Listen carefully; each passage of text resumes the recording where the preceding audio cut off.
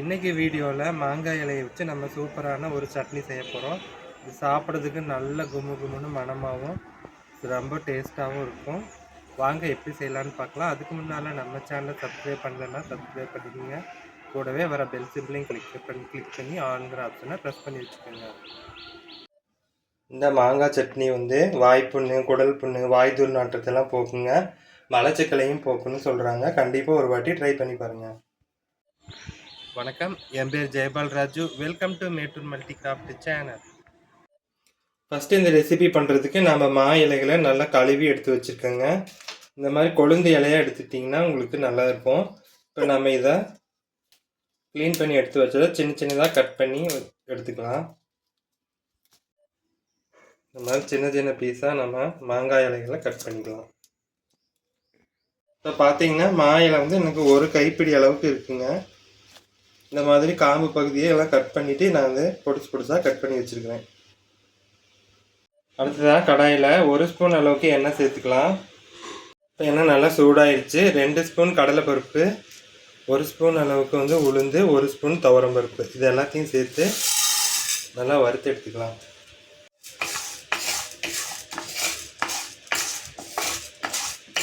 இப்போ அரைமுடி தேங்காய் துருகி வச்சுருக்கேன், அதை சேர்த்துக்கிறேன். கூடவே சின்னதாக சைஸ் புளி, அதையும் உள்ளே சேர்த்துட்டு இதை நல்லா கலந்து விட்டுருவோம். இப்போ நம்ம பருப்பு, தேங்காய், புளி எல்லாம் நல்லா வறுபட்டு வாசம் வருது. நம்ம இதை ஒரு தட்டில் மாற்றிக்கலாம்.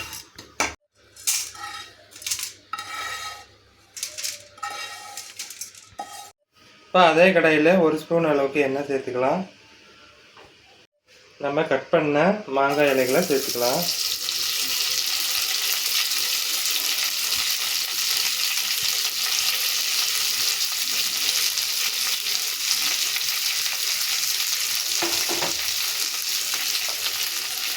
காரத்துக்கு 2 பச்சை மிளகா, 4 பல் பூண்டு, ஒரு சின்ன துண்டு இஞ்சி நாளாக கட் பண்ணி வச்சுருக்கேன், அதையும் சேர்த்துக்கலாம். இது எல்லாத்தையும் சேர்த்து நல்லா வதக்கிடலாம்.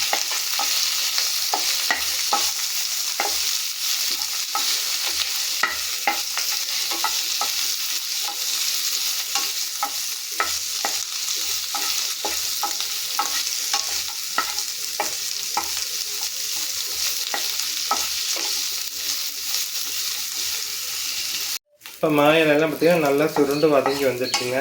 இந்த மாங்காய் இலை சட்னி சாப்பிட்டிங்கன்னா உங்களுக்கு குடல் புண்ணு, வாய் புண்ணு, வாய் துர்நாற்றம் இது எல்லாமே உங்களுக்கு குயிக்காக போயிடும். கண்டிப்பாக ஒரு வாட்டி இதை ட்ரை பண்ணி பாருங்கள். மலச்சிக்கலுக்கும் இது ரொம்ப நல்லது.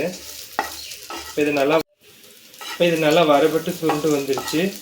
இப்போ நம்ம இதை ஆற விட்டு அரைச்சி எடுத்துக்கலாம். இப்போ இது நல்லா ஆறினதுக்கப்புறம் நம்ம மிக்ஸி ஜாரில் சேர்த்து சட்னியை அரைச்சி எடுத்துக்கலாம்.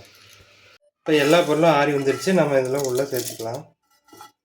மிக்ஸி ஜாரில் சேர்த்துக்கலாம்.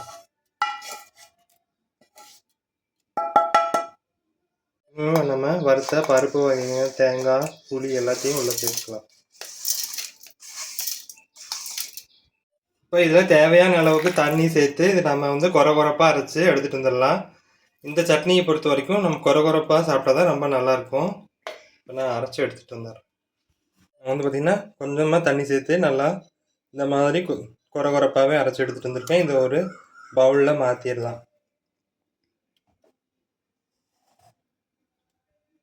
நான் உப்பு சேர்க்க மறந்துட்டேன், அதனால் இப்போ சேர்க்குறேன். நீங்கள் அரைக்கும் போதே சேர்த்துக்குங்க. இப்போ நல்லா கலந்துக்கிறேன்.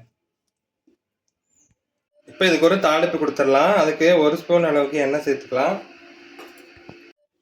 கொஞ்சமாக கடுகு சேர்த்துக்கலாம். ஒரு 1/4 ஸ்பூன் சேர்க்குறேன்.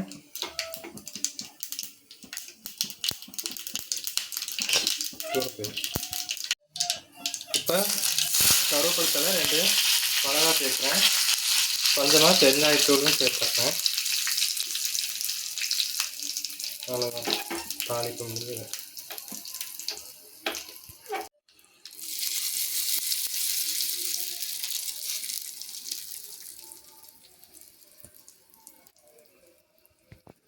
அவ்வளோதாங்க.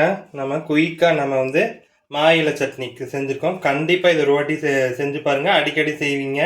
இது தாளிச்சும் சாப்பிட்லாம், தாளிக்காமையும் சாப்பிட்லாம். நல்லா கும்மு கும்முன்னு வாசமாக ரொம்ப சூப்பராக இருக்கும். கண்டிப்பாக ஒரு வாட்டி ட்ரை பண்ணி பாருங்கள். இந்த வீடியோ பிடிச்சிருந்தா லைக் பண்ணி, ஷேர் பண்ணி, கமெண்ட் பண்ணுங்கள். மறக்காமல் நம்ம சேனலை சப்ஸ்கிரைப் பண்ணிக்கோங்க. மீண்டும் அடுத்த வீடியோவில் சந்திக்கலாம்.